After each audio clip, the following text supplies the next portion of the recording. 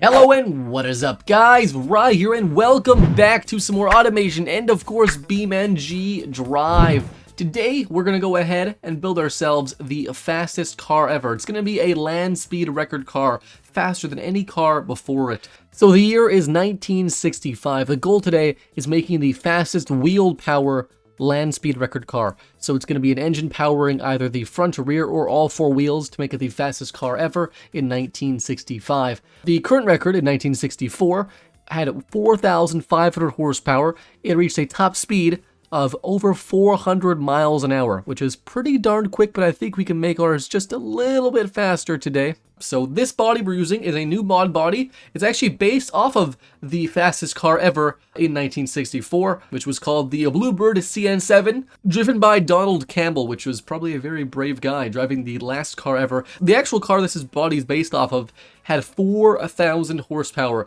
It was a turbo shaft engine powering all four wheels. It was a four-wheel drive vehicle with a 4,000 horsepower engine. The car reached just over 400 miles per hour or 650 or so kilometers an hour. So it was definitely a fast car.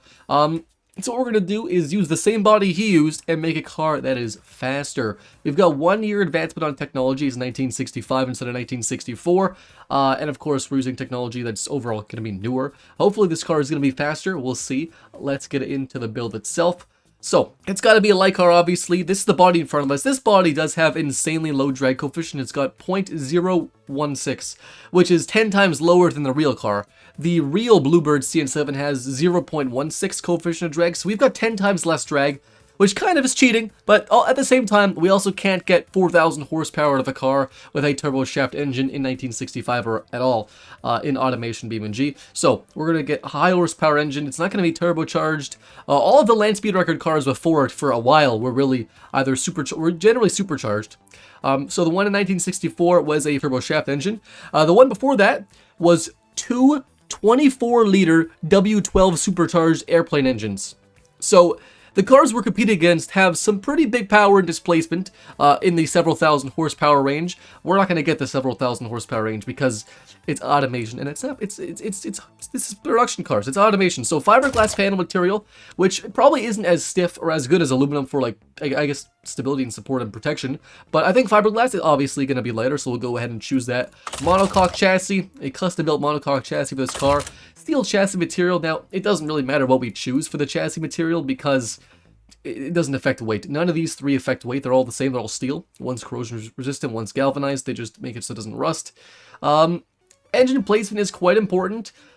I want to do a mid-mounted longitudinal for now. I think that's the most fine way to have it for now. This car is just such an interesting design. It's absolutely wild. There's not much we'll do to the actual design of this car. It's mostly going to be driving and engineering today, but that's okay. We're making the fastest car ever. It doesn't have to be pretty.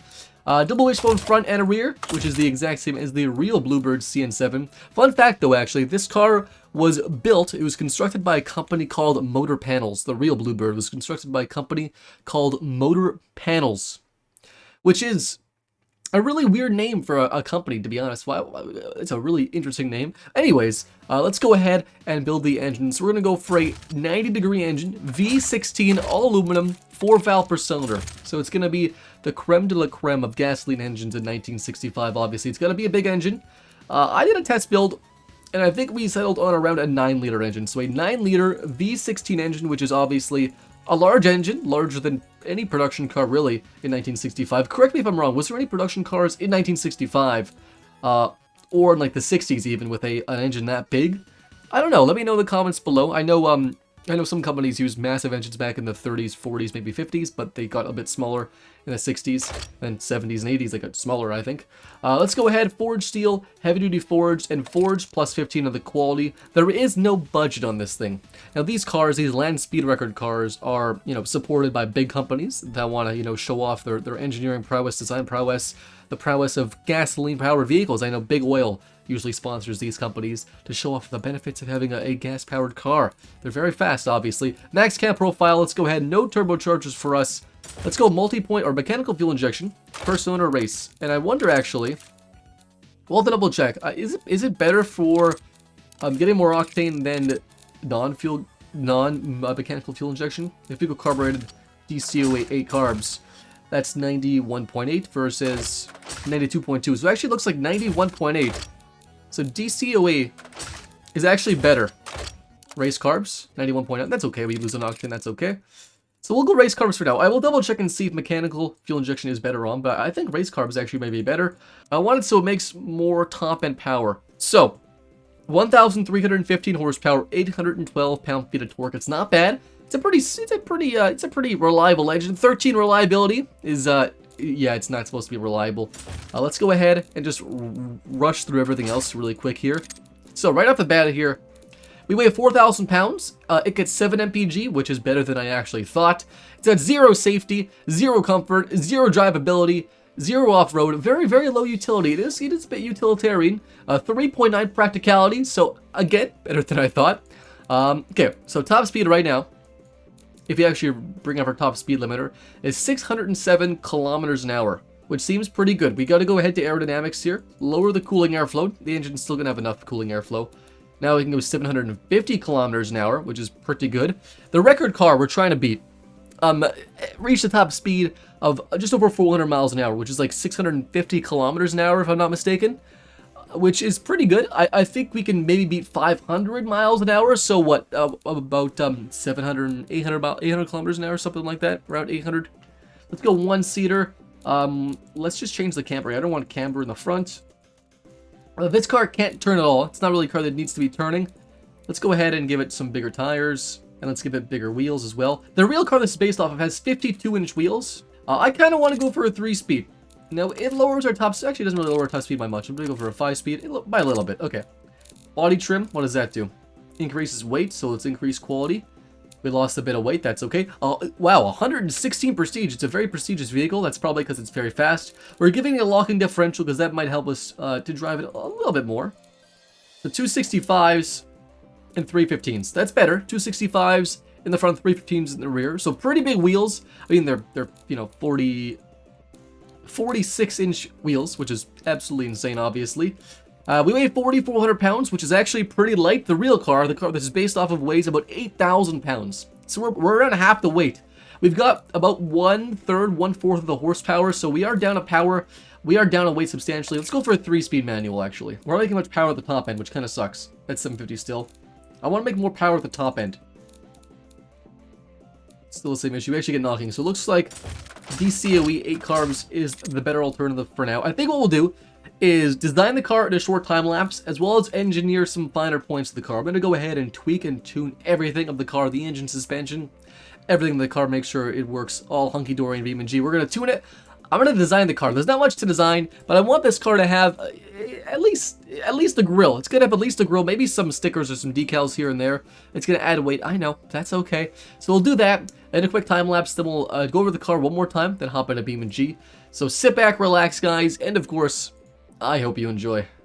So finally, we're designing our all-out land speed record car. Starting off, I'm changing the engine to a 10-liter flat displacement. I do tune it a lot more later on.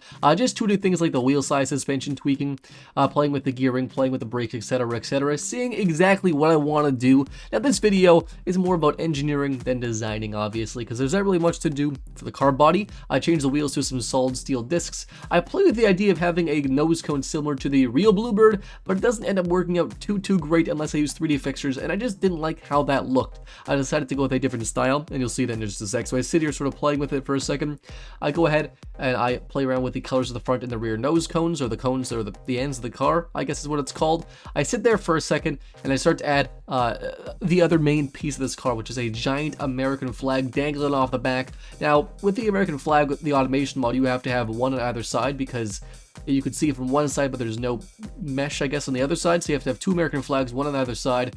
I'm sitting there thinking of a name for this car, seeing what angle I should put the flag at, basically. Still thinking, should I delete the front grille? And I will delete it in a short while.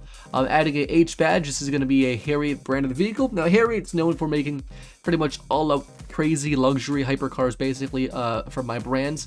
Playing with my dual exhaust, but I stick to one single exhaust outlet down the bottom there with a hole there. Change the car to a blue, which I do end up changing the color later on to a more Harriet style blue. Going ahead and deleting the front nose cone. Now the top half's blue, the bottom half's black. The rearranging the H Harriet badge, rearranging the American flag yet again, and now I'm going to add some things like decals or decals, as I like to pronounce, on the side. I pronounce it decals. Decals is wrong, but I like how it sounds more. Adding 3 badges or three sponsorships to each of the sides, and then just toying with the idea of a name. Now, the name is pretty simple. It's just called the Harriet America, changing the color to the proper Harriet blue, changing it to black. And finally, in front of us is the 1965 Harriet America.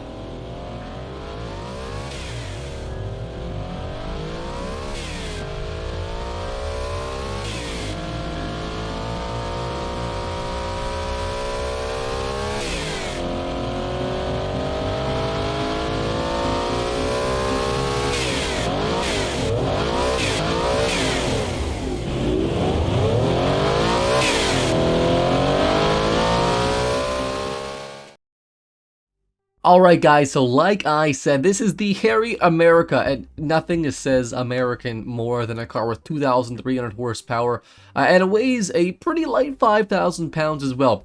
But no, really guys, this car is absolutely massive. I did a lot of tweaking after the time-lapse itself. I did a lot of testing and tuning to make sure this car was capable of doing decent speeds, at least in BeamNG, and I'll go over more of that in BeamNG.Drive. But yeah, I did a lot of testing and tuning. We're going to go over everything, starting with design. So there's not really much to the design. There's just the basic body. It's painted blue on top, similar to the Bluebird, black on bottom, because I think that looks kind of cool. It's got an American flag there, a Harriet H badge there, and it's got an American flag because this car obviously is just the epitome of American excess. Obviously, guys, we got some sponsorships on the side here. We got Torelli, we got Gear Tech Clutch Systems, and we got Clockwise. So we got all the sponsors we really need for this land speed record car. Of course, funded by mostly Harriet Motors, built by Harriet Motors. So, engineering itself. Let's go back to the first page here of the engines. The chassis stayed the same here. I think we stayed with double wishbone front and rear. It's now a front engine, rear wheel drive setup. We can go for mid-engine, but front engine's fine. We can change it to rear or mid. It's fine. Front engine's fine though. The engine has been changed to 18 liters of displacement now, so I think that's a big increase from before. Redline is now 8,400 or 8,500 RPM, 8,500 RPM, 2,310 or so horsepower. We needed more horsepower. We needed more horsepower than what we currently had. We could have got up to the speeds with less horsepower, but we needed more because I wanted to get up to speeds faster. It is now a 5-speed manual. Before it was a 2-speed manual, and now it's a 5-speed. Top speed in in automation is 641 kilometers an hour with the gearing. A theoretical top speed of 765 kilometers an hour. So the car is limited by the automation gearing to 640 kilometers an hour. We do change that in BeamNG to increase the gearing, to change the gearing a little bit, because automation only allows you to do a certain amount of gearing based on your car's red line. So based on how much RPM your car's engine is moving at, you're spinning at. So if we increase the red line of our engine and make power up even higher, we can make less horsepower than before, but we can get it higher, so we can have a higher top speed. So automation's kind of weird in that fact. So I just changed the gearing in BeamNG.Drive. Automatic locking differential still. I tested 4-wheel drive vehicles, although they have much better acceleration. Top speed is pretty much the same. So brakes, pretty much the exact same. They're absolutely terrible. Aerodynamics is the same. All this is the same. Suspension has been tweaked a little bit, but not too much. More of just a sport default or a race default tune, and just tweaking the camber and tweaking the things like dampers and sway bars a little bit. So overall, the car is pretty good. Let's go to the testing. So it's got 2,300 horsepower, weighs 5,400 pounds, a decent power to weight rate, or decent power, really good power to weight ratio. I mean, still a decent weight distribution is what I was looking at. A 5-speed manual gearbox, which should be terrifying. Could you guys imagine just going 500 kilometers an hour and shifting from 3rd to 4th in this car? That'd be absolutely insane. It's still a V16 engine, obviously. I kind of wish we went to 1975 technology for this video, but that's okay. 1975 would have brought on turbochargers, because turbochargers can give us a lot more power. We could have gotten 3,000 horsepower at least, and now we're just stuck with 2,300 or so horsepower. 0 to 60, or 0 to 100 in 4.5 seconds, which is incredibly quick for a rear-wheel drive vehicle, with tons of power, just wheel spins, but it's actually pretty good. No roll angle. It's got low drag. Where's the drag right here? 0.094 coefficient of drag overall, which is pretty good. I don't think this includes the drag caused, the drag of the wheels in BeamNG. So this drag number is not really 100% accurate. But this top speed here says 580 kilometers an hour. It's still got, you know, it's still got 0 comfort. It's got 0 off-road, 0 utility, 0.4 practicality, and 0.4 drivability now. So it's definitely very impressive. 4.4 safety. It's much more safe than before, let's just say that. It's very reliable, 5.4 out of 100 reliability. It's very good, obviously. So, it's actually not even out of 100, but that's okay. So, what we're going to do now is hop into BeamNG.Drive. I want to do two main things. I want to test this thing similar to how modern cars or new cars are tested for the land speed record. I want to test it how this car was probably tested, and I want to test it actually. Can this thing tow at all? Because I just want to test it out and see. We're going to hop in BeamNG. I'll see you guys there in just a sec. So we're in BeamNG.Drive with the America, and it's a glorious car. It just looks glorious. It looks so weird. My gosh. We are just in the open flat map. There's nothing here for miles and miles, forever actually, just infinitely open. And what we're going to do is two land speed record attempts. One attempt is going to be the flat out land speed record as fast as we can overall, just see if we can break any records. And the other way is how cars are measured now for their land speed record. From what I gather, they've got 1 mile to get up to speed, and then they've got 1 mile of testing basically. So 1 mile of acceleration, 1 mile of just seeing how fast they can go, and they do that in both directions. So what we're going to do is our own version of that, because BeamNG, it's perfectly flat land. There is no air. There's no air movement at all. We could turn on air movement, but then what's the point? We're going to have no air at all, so we just need to go in one direction. We don't need to go there and back. And just see how fast we can do in that. So we've got 1 mile to speed up. We've got 1 mile of testing, so that's 2 miles, which is 3.2 or so kilometers. So we're going to go for 3.2 kilometers and see how fast we can go in that time frame. The record to beat, ideally 650 kilometers an hour, which is what the Bluebird did. But I can't find actual information on whether or not they had the 1 mile run up and then the 1 mile of testing back in the day, or how exactly it was tested back in the day. I only can find how it's tested nowadays. So maybe it's changed, maybe it's not, maybe it's changed, who knows. So let's start off here. We've got 3.3 centimeters of distance. Let's reset that and just start driving this thing. It starts off pretty slow. I don't want to launch it because there's no point launching it. It's just going to be uncontrollable. This body actually can't turn at all. I'll show you guys in a second, but it can't turn. If you look at it from the front here, I'm right now turning the wheels as much as I can. They aren't actually moving at all. They don't turn. This car does not turn. And already, so we've got 3.2 kilometers to get to speed. Ideally, we're going to blaze past that probably. So we're at 2 kilometers already. We need to pass 650 kilometers an hour, ideally in 3.2, but I don't think we're going to get there. Right, yeah, so we're at about 540, which is not bad. We're going to keep going on as fast as we can and just see what we can get for our final top speed. 2 hours later. Still pretty quick, 730. It's actually faster than I've ever tested it so far. Okay, and the tires died. For some reason, the tires buckled at 630 or 730 kilometers an hour. Why did they do this? Oh, the car is not having this at all. We're actually losing speed now, so I think 730 kilometers an hour was our peak speed, which is extremely impressive. It's the land speed record of 1965, I'm going to say. We're going to go ahead and brake now. So we're going to use our hand brake as well as our actual normal brake and see how fast we can stop. Full braking now. We're just going to keep it in 5th gear.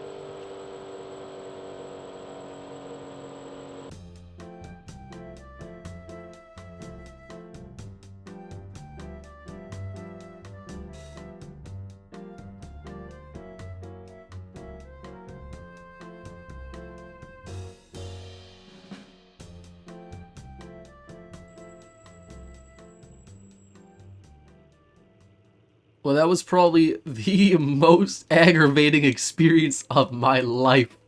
It took, how many miles? I didn't even look, I wasn't keeping track, but how much miles was that? How much kilometers did it take this break?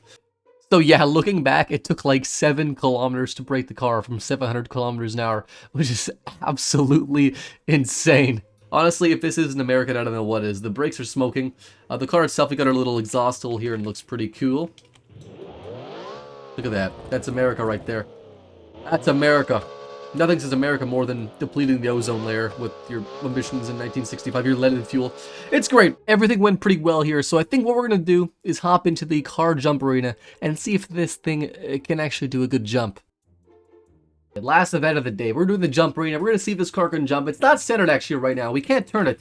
So hopefully, fingers crossed, it can do well jumping. Should I take it nice and slow? Let's go to 2nd gear actually. I'm just rolling 2nd gear. Braking a little bit down the hill. Oh my god, this thing's so massive. That's as she said. Here, we're gonna go. As fast as we can. Probably my fastest launch ever in the jump. And can we clear it all? We cleared it all. Easy. Oh god. Oh my god. You know, I feel like the more destroyed the car gets, the more American it probably is. It's very safe, like every American car. But yeah, not a bad jump. We managed to get past 500 meters. What does this sign say? Drink each time you see this ad. It's important to stay hydrated. Look at that. Look at that. Look at our Hydra homies here telling us to stay hydrated. I like that. We passed 500 meters here. Yeah, it's a car. It's kind of it's a car. You know, it drives. It's got 4 wheels, 1 door. Actually, 0 doors according to automation. This body apparently has 0 doors, which is interesting. But we're gonna finish off here with the Harriet America. I'll leave a download link if you guys want to download this car. I mean, there's not really much to it. It's just a fast car. But check it out, guys. Make sure to join my Discord, link in the description down below. Before we finish this off, I just want to give a huge shout out to the Quad Turbo members on the channel and above. Huge shout out to Ruben DD, man, and Childish Sin. You guys are awesome. Thanks to everyone else who supports the channel as well. You guys are actually amazing, and you guys support what I do, which is pretty cool. Thank you guys so much for watching, and of course, as always, I'll see you next time.